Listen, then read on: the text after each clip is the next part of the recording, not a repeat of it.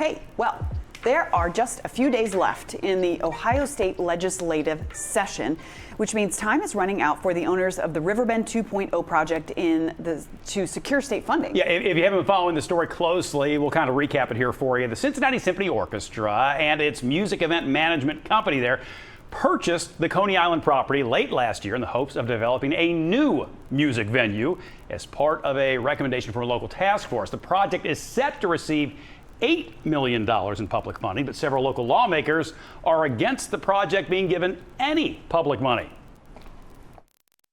We are not bound by those recommendations. We have sometimes deviated from those recommendations. Sometimes we have not been able to do all of those recommendations because the final amount awarded to Hamilton County might have been less than what the task force assumed.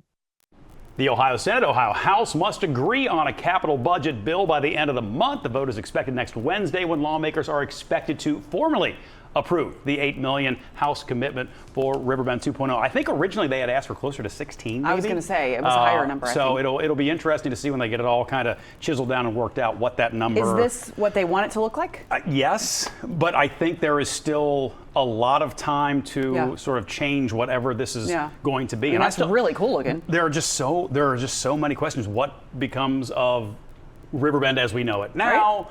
Right. Obviously, there's still a lot of feelings, very strong feelings about Coney Island going away. So there's a lot to hash out with this project yet. We're watching. We'll stay on top of that. Well, all of our Hoosier viewers, this should get you excited.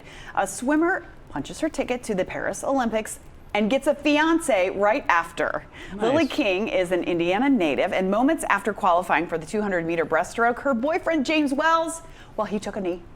And the proposal video was shared by Team USA on Instagram. King will also compete in the 100-meter breaststroke in this summer's Olympics.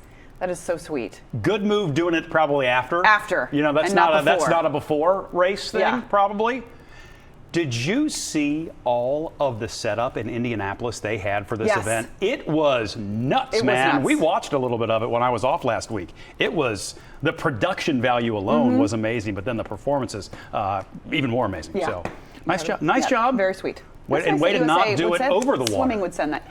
Over the water is always a bad idea with the rain. Never works out. No. Hey, a talented and maybe surprisingly young musician will take the stage with the professionals this weekend. Love this one.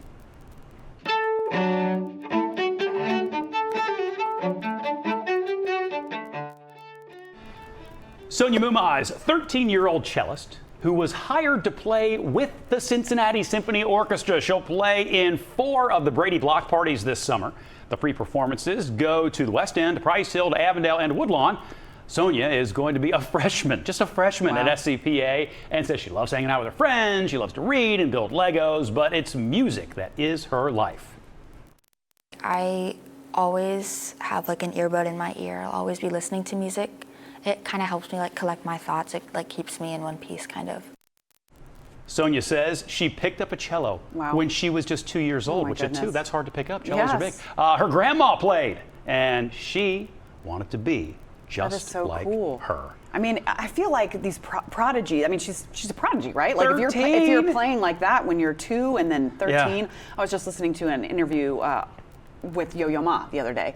He is so cool. He is fascinating, by the way. He's a neat dude. And it kind of reminded me of that because he started playing when he was that little, and then when I was younger, and I remember hearing his name for the first time, that was outside of like long ago classical musicians. He was one of the first classical musicians whose name I remember. Right. Does that make any sense? Like if you go back to Bach and Beethoven, whatever, those names you know. Right. But I hadn't heard something I feel like more of today before Yo-Yo Ma. But at least it stuck with me. So. Well, good luck to Sonia. Keep doing what you do. Country singer Zach Bryan is giving select bars across the nation a sneak preview of his new album, and a tri-state bar was selected. On Monday, 23 bars in the U.S. will receive select cuts from the great American bar scene. Larry's in Covington was chosen as a according to Zach Ryan, it embodies the spirit of American culture. All right. Have you ever been to Larry's? I've I have never not. been to Larry's. Now I'm going to have to I go. don't know Larry. He also says he plans to visit a few of the bars he selected throughout the country, although he has not said which ones. Okay.